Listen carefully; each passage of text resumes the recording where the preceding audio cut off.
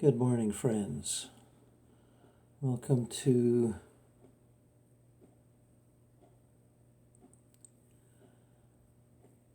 OBEJournal number 10. That's from 2019. We do have ones that go all the way back to 2017, 2018. And this is number 10 in 2019.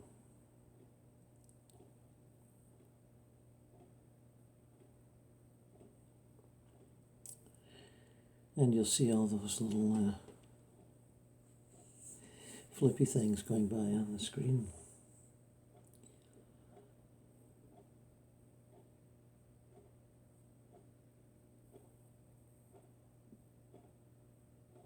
We are journeying this morning, recapping the evening's experience. It is dawn, a little after dawn, about 5:30.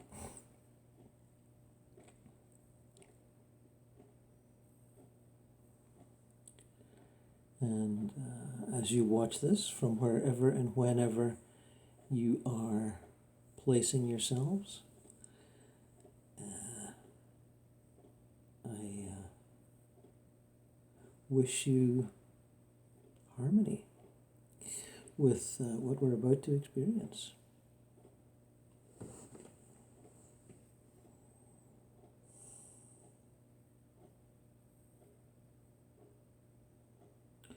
Let yourself sink into the journey. We are moving, and yet we are not moving. We are displacing our consciousness to other places. We are moving our consciousness, parts of it, not all of it. We are separating ourselves from ourselves.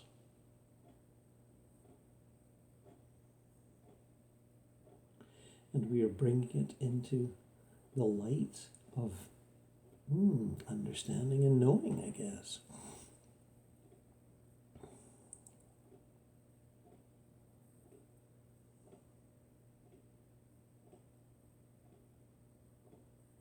The adventures of the non-local mind. Non-local in time and space.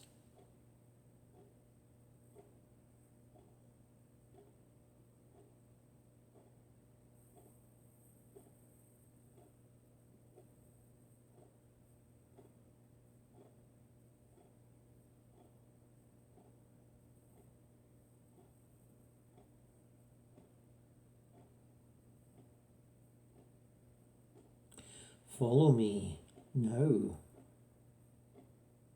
to an astral city, one of breathtaking beauty, even more breathtaking than a modern metropolis at dawn, of which there are now many around the planet, the way people have been building and rebuilding in the Middle and Far East, for example.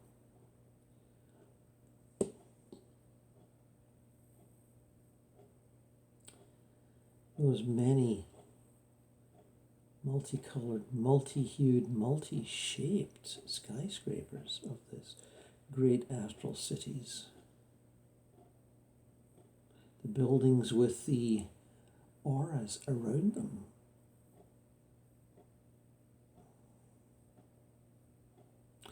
The buildings with all kinds of architectural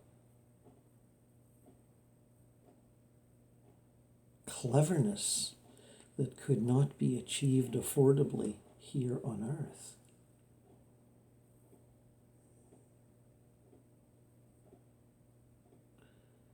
The beauties, transcendent beauties, that the long-time astral dweller almost takes for granted, just as those who live in the great cities of Earth take them for granted once they've been there for an acceptable time of residence.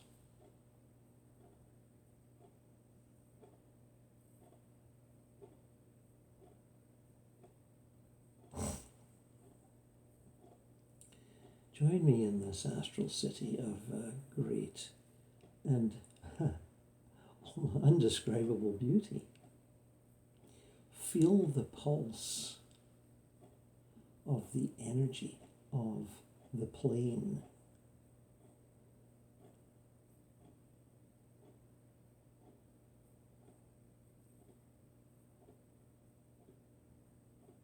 This is the upper astral.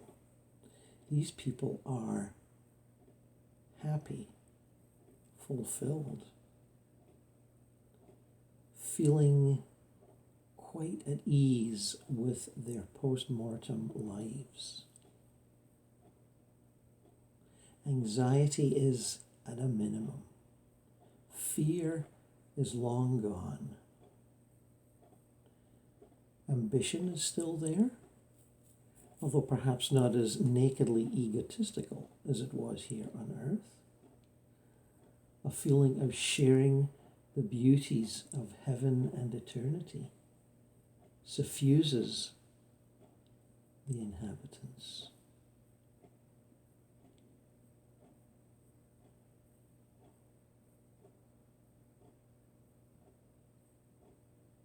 They feel they know what their life is about, what it means to be long dead and living.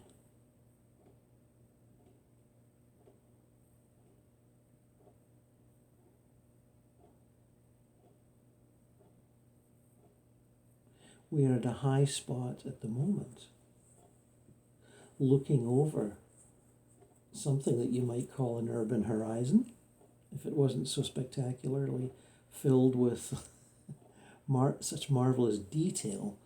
It would be hard to pinpoint any one fabulous aspect.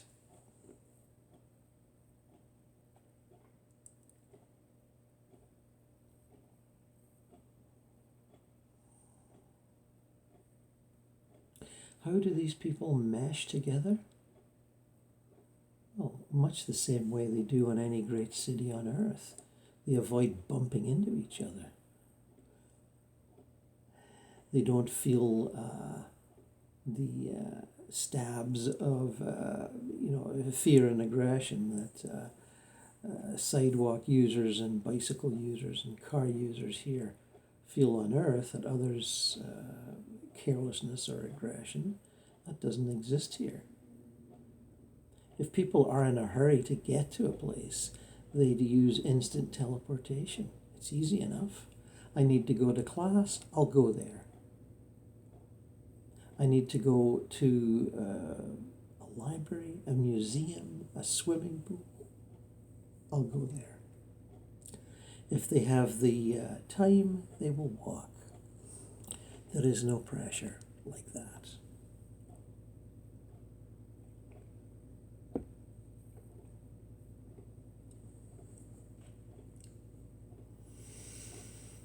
Let's move down to street level.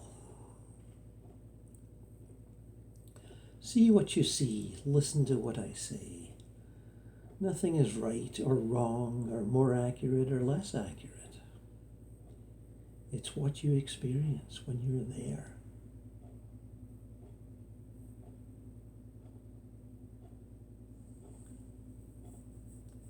Can people see you? Can they see me? I think they can.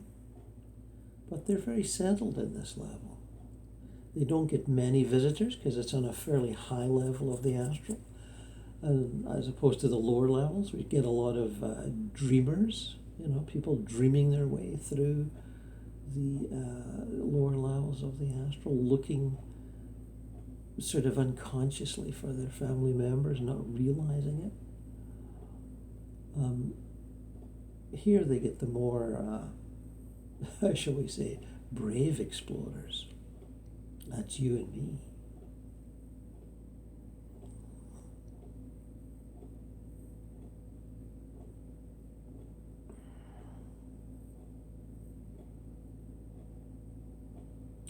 The sidewalks are wide.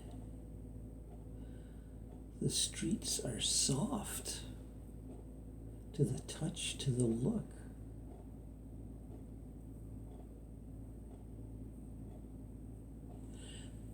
There are vehicles, but not very many. People are walking. Some are floating. I wouldn't say that many. I see a few floating by, but maybe it's a socially conservative place and people don't like to show off. And we are sort of in a fairly central location.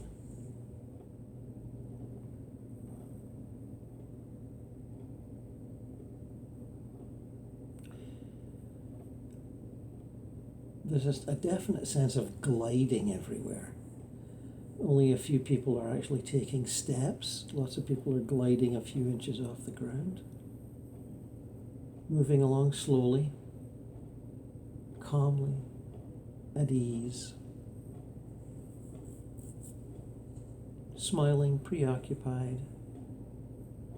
Not preoccupied in a worried way, more sort of just preoccupied with their experience. Not so much anticipating or regretting or, backwards and forwards in small, increments of time. But they seem to be there in the moment and quite pleasured by the experience.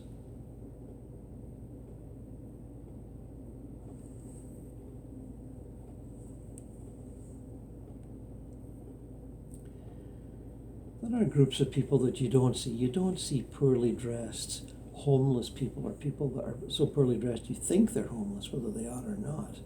But you do see a variety of clothing. It's not Western, it's not Eastern, it's not businesslike, it's not casual, it's sort of everything. I see a lot of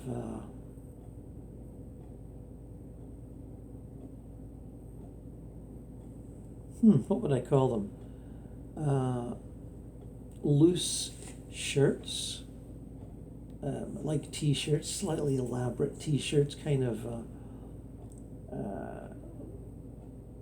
loose and silky looking. Some of them sort of shine. Some of them are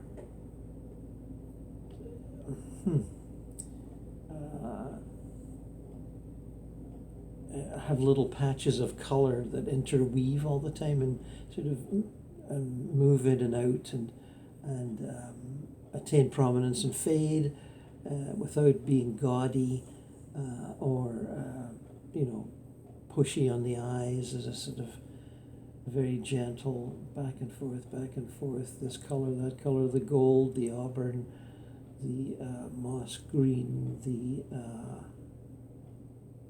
sort of a dull lilac. Very pretty, very, very pretty. And then over top of those, sometimes there's a sort of loose, floppy, I hate to say the word cardigan, they're too long for that. And they're not quite cloaks. And they're certainly not for the weather. There's no sort of perceptible weather here other than, the ultimate comfort zone with just the right amount of suffused, generous light without it being bright or sparkly or intense.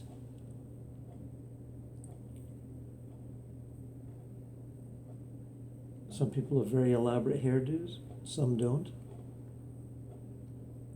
Of course, you could be on the streets of New York or London and the same thing would be true.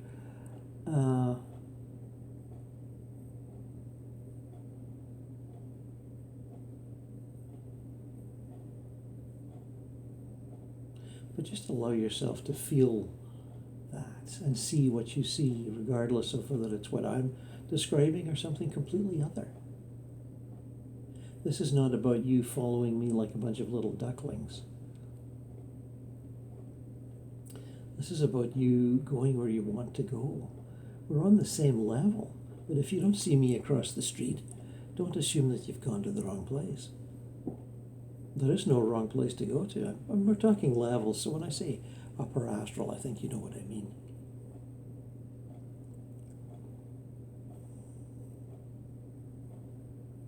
Now, there is a definite sense of busyness here, and many souls going about their business with great was going to say leisure and pleasure. So some of you may feel that, well, that's okay, but I'm in the mood for something a little more relaxed and easygoing. So let's move to one of the many downtown parks in the same city that I'm in, that you're in. They've always got parks, beautiful, lovely places. And just move to one. Just say, I'm going to a park, and go.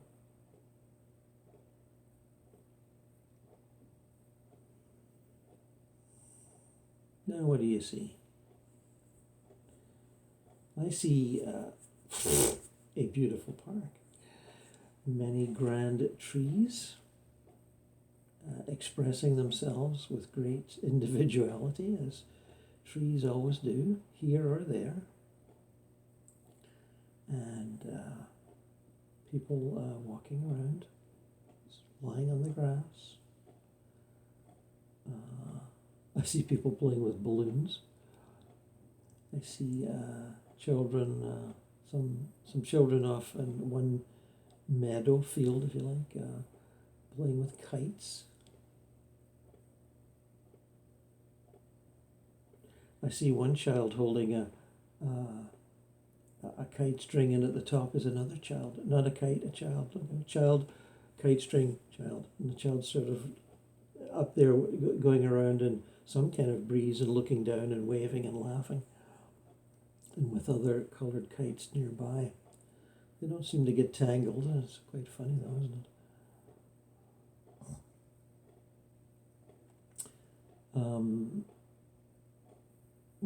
There's a mixture of children and adults. The adults do seem to be accompanying the children, although it's a bit loosey-goosey. It's hard to tell. How do children get here? Well, the same way anyone else gets here. They die. They won't necessarily come to an upper astral city right away. They'll be at a reception center area for a while till they get adjusted from their, accident or illness or sudden transition, of heart attacks or, whatever, the sudden transition, the slow transition. Many of those souls that you see around the planet in the last, 20-odd years, children with cancer, childhood cancers, that we all feel so terribly sad for as they waste away to, an 8-year-old or a 7-year-old passing. They're actually, a lot of them are quite old souls that have chosen that path to learn a lesson, teach a lesson. They often transit well and smoothly and move to the upper astral because that's where they belong.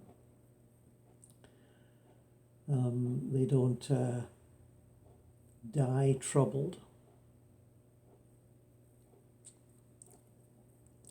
They pass smoothly, often knowing that their journey has been beneficial to all, even though the initial grief is shocking for those they leave behind.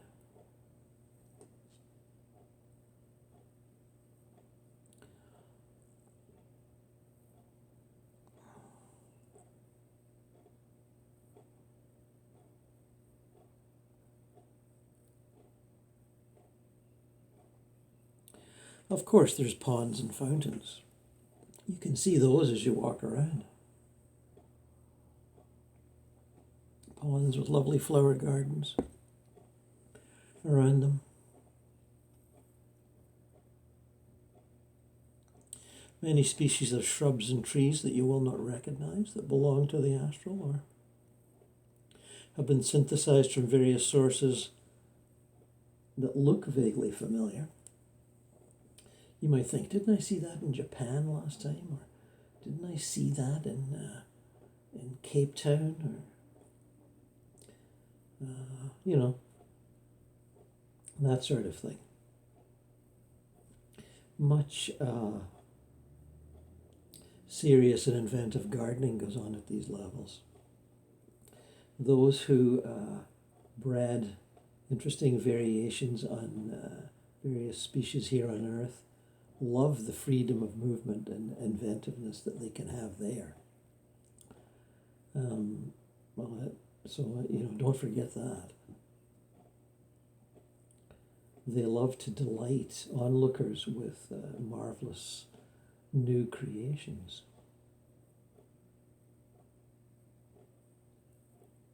Have you spoken to anyone yet? Have you nodded hello? Have you smiled? Have you wondered, do they see you? I would say that they sense you, but they'd have to look closely to see that your aura is a little dimmed compared to theirs. We don't shine quite as much as they do. And they tend to notice that, but they won't necessarily sort of run up to you and say, hey, you one of those dead people wandering around? Or, no, they won't say that. They'll say, are you one of those dreamers or one of those projectors? We don't get to see you guys much. They're quite good at leaving you alone. But you can approach them. And I suggest that you try that now. Just anyone in a park, just walk up and say, hi, I'm new here. Can you give me some tips?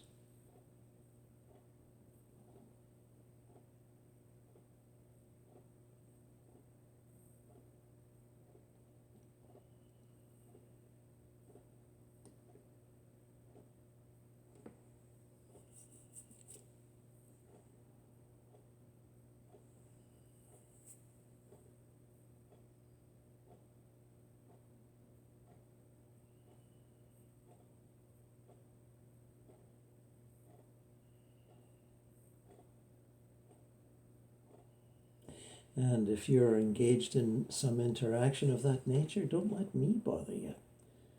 I will just drone on with this and that and the other. Nothing I say is of any great importance. It's merely a guide, merely a little rope to return to when you think, oh, wait a minute, where's the rest of them? And again, we're not necessarily in the same space. We are on the same, more or less the same levels of vibration, you all know what I mean. You may have been attracted to a place where some of your dearly departed are, and if that's the case, please interact with them. Don't let me hold you back.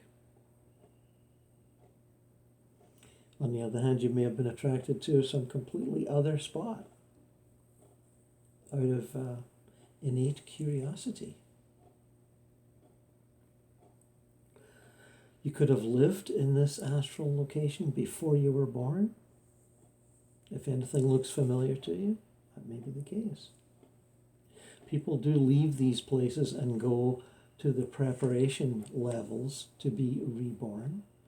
There are a number of preparation levels, entry points for those who wish to take great care with their upcoming incarnation, which many of us do.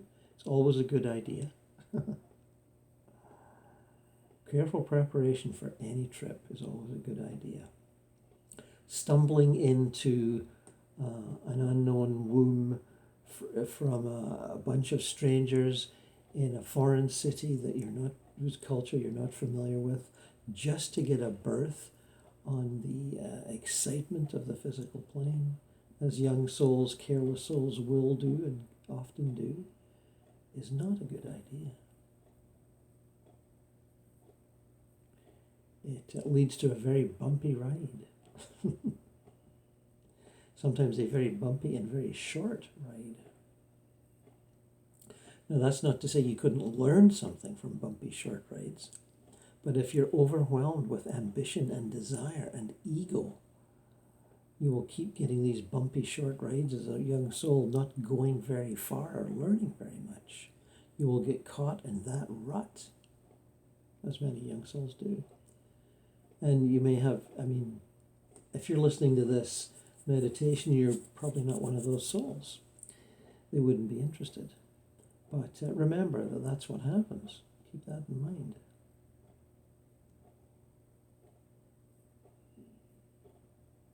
You may end up in this life or another life helping those young souls make smarter decisions.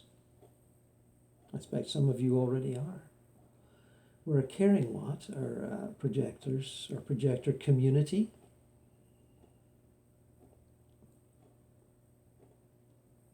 And you may have, vague memories of helping such rambunctious, impulsive young spirits make smarter decisions, and throwing your hands up in despair going, oh my God, are they ever going to listen?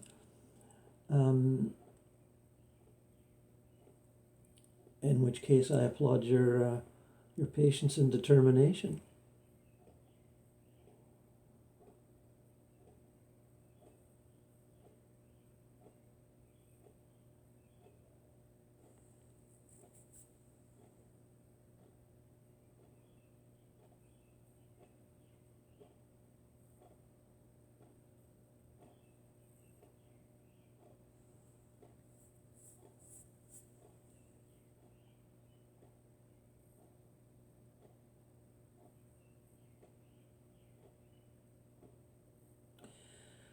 I'm going to suggest that we move on to whatever range of hills, mountains are close by. And I mean, nothing's far away, just transfer. Transfer to a mountain range now. Anyone will do, doesn't matter if it's one I'm at or the one you're at. We're on a level. This is a fairly high level. And the one that you will find yourself at is not only a beautiful alpine valley, as we call them here on Earth. It will be steep-sided, filled with beautiful wildflowers, rocky outcrops, little streams, small plateaus that are easy to rest on, sparklingly clear air. Not that the city air wasn't clear, but it seems even greater here. And far above you, snow-topped crags. Below you, valleys threading one way and little valleys threading off, the major valley. A splendid view, to be sure.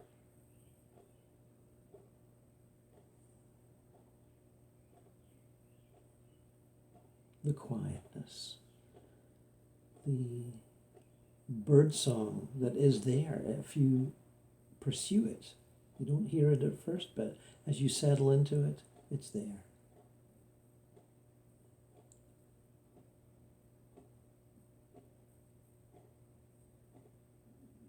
I see nature spirits.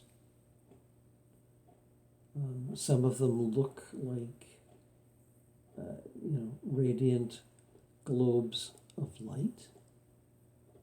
Some of them look like little wispy guys. Vaguely humanoid in their wispy outlines. Showing color and form, but not in a thick, dense way, sort of, as I say, sort of wispy, but not there, and flashing by, and seeming to be engaged in activity.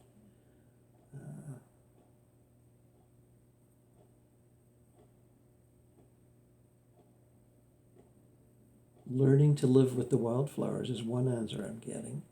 Learning to interact. Are these newbie elementals? Maybe they are.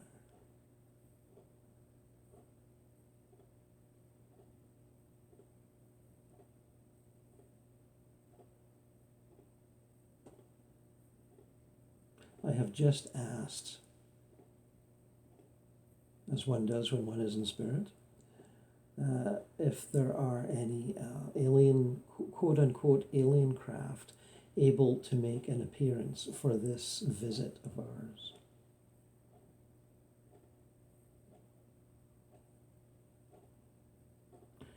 I'm getting two answers. One's One's a kind of an amusing, hey, that's a tall order for a little guy like you. And another is, yeah, sure. Oh dear. I think we've picked the comedian level here. Okay. Let's see, I'm on the edge of this sort of alpine valley hillside thing. And I'm looking out over what one might call a vast expanse of great beauty. And yeah, and of course I'm getting those images from those books, the Billy Meyer books from years ago, those spectacular color photographs in the Swiss mountains. The ones that they also said were all faked.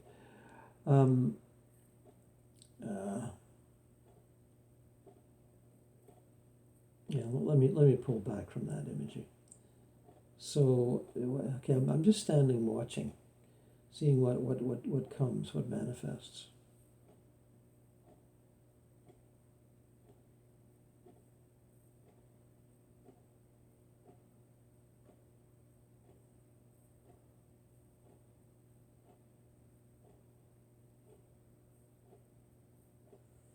I'm wondering if it's going to show up as a cloud, like they sometimes do on Earth. They masquerade as clouds amongst other clouds, and then sort of slowly coalesce into a recognizable spaceship, and then whip around or land or whatever.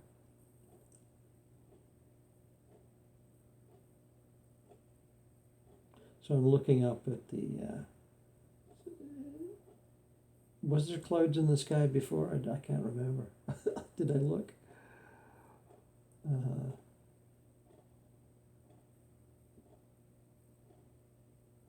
There are definitely some clouds there now, but not, little floating boats of clouds that you get on those lovely days where they just kind of sail slowly across the sky, morphing in and around themselves, changing shape.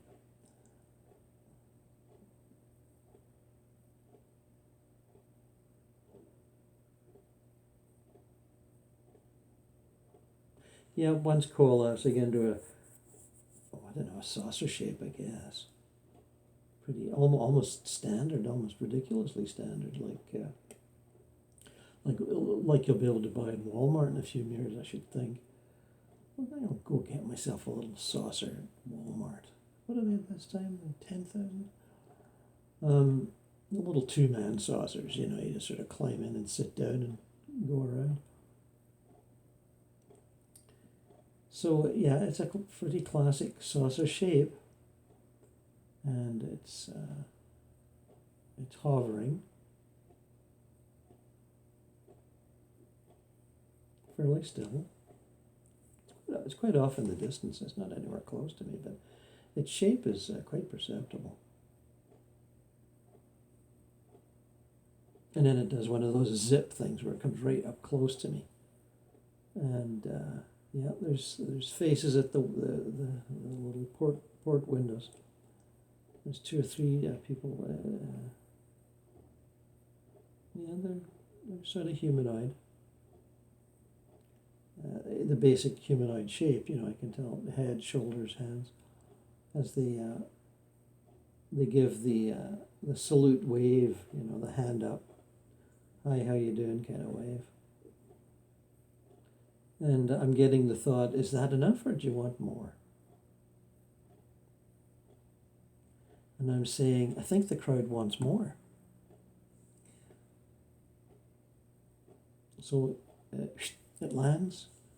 I'm on a sort of a flat area on the a steep hillside, wildflowers as I described, and a smoothed out sort of little step plateau area. That's a few hundred yards long, and it's landing there. It's not that big. The ladder comes out of the bottom, and 2 or 3 guys come tripping out, and they're in kind of one-piece spacesuits. It's almost like it's a comedy show. They're going, let's do the cliche of the aliens landing. You know, they decided that before they got out. They could have come out in clown suits, I think. And they're sort of, as they come up to me, they're sort of a bit like, they're morphing. They're doing the thing. No, we're not Greys, we're not Nordics, we're morphing. How do you like them apples? You know, they're jokesters. Figures I'd get jokesters. All right, let me see. What am I supposed to do? Act normal? They're going to stand. There's three of them. They're standing around me. They're saying, "Well, what do you think?" And I'm going, "Well, I'm trying not to think." and one of them says, "Well, or no telepaths. Aren't you going to ask us where we're from?" And I say, I get the feeling that's a trick question. You're either not from anywhere, or you're from everywhere, or you've been for so many places you don't really remember where you're from. And there's a sort of grin emanates from this slowly sort of morphing, changing facial structure that says, that's right, we've been gone a while, we're not really attached. We're learning to be species free, he says, or she says, I don't know. They're, you know, despite their morphing comedic appearance, there's definitely a sort of gentleness and all-embracing friendliness that's coming from them. We're learning to be species free. I say, that's nifty, I like that. And they say, yeah, we're part of a vanguard. There's plenty of Palladians and Arcturians and Syrians and Lyrans, all of whom are quite proud to tell you where they're from and what their species source is. We're trying to transcend that. We're not guardians of the universe. We're not really guardians of anything. We're just playing around, being little God beings, doing as we wish, and playing the games that people expect from us. So I say, you came as you thought I expected you to come? And he says, yeah, well, that was one of your expectations, not the only one. We figured you didn't really want one of those huge triangular motherships. And they're difficult to get control of because there's lots of beings on it, and have to be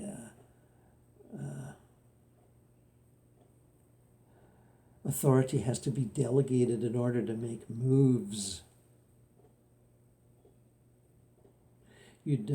Somebody's saying, he's saying to me, you'd be better off to visit one of those yourself rather than have them come to you.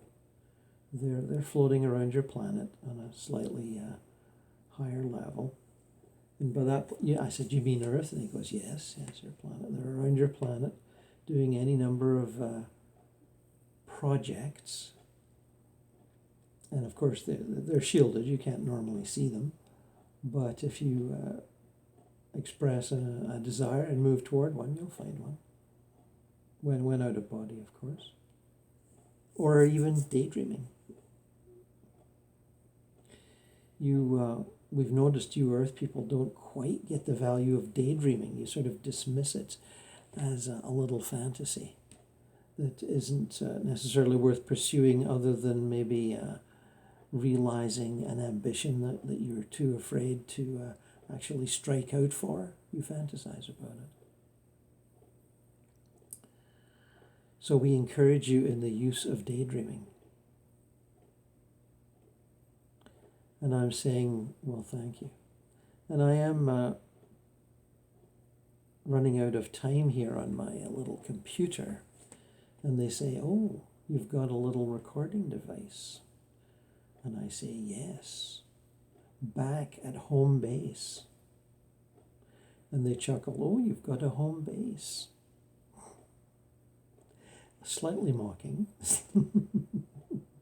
I look at their ship and they go, "Well, that's sort of a home base. It's actually just a vehicle that constantly changes according to our whims of the moment." And I say, so I'm thinking, whims of the moment, doesn't that like make things a little unstable? And he says, yes, from your perspective it does, but from ours, when we're barely attached to any form at all, it hardly matters. We're shrugging off form, species, source, ambition, pride, determination. We're shrugging off all of that.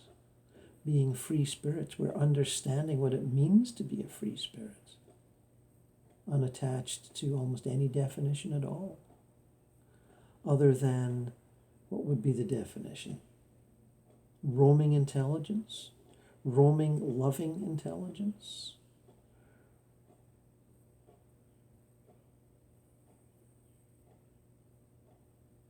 Deities? No, we're not little deities, not at all. We don't run any show anywhere. I think I'm getting the general impression. And I thank you for dropping by at my request. That's very sweet of you. And I think me and others have learned a little lesson here. And I thank you for it. I go, okay then, we'll see ya. Off they go. They're just like funny little aliens. Like from I don't know, it's like from a 1950s cartoon. Oh, jeez, it's too funny. They trot up the ladder and it goes inside and the thing folds up and off it goes. Oh, that was fun.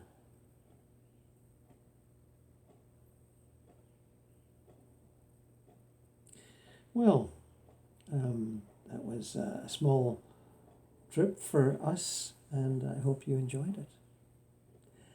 We'll certainly do more. I want to do this instant transfer a lot more, and I'll still be doing some research, of course. But that feeling of freedom, that feeling of suddenly unleashing from form and going to places for the sheer pleasure of the moment. We're going to be doing some of that. And I wish you well in the interim.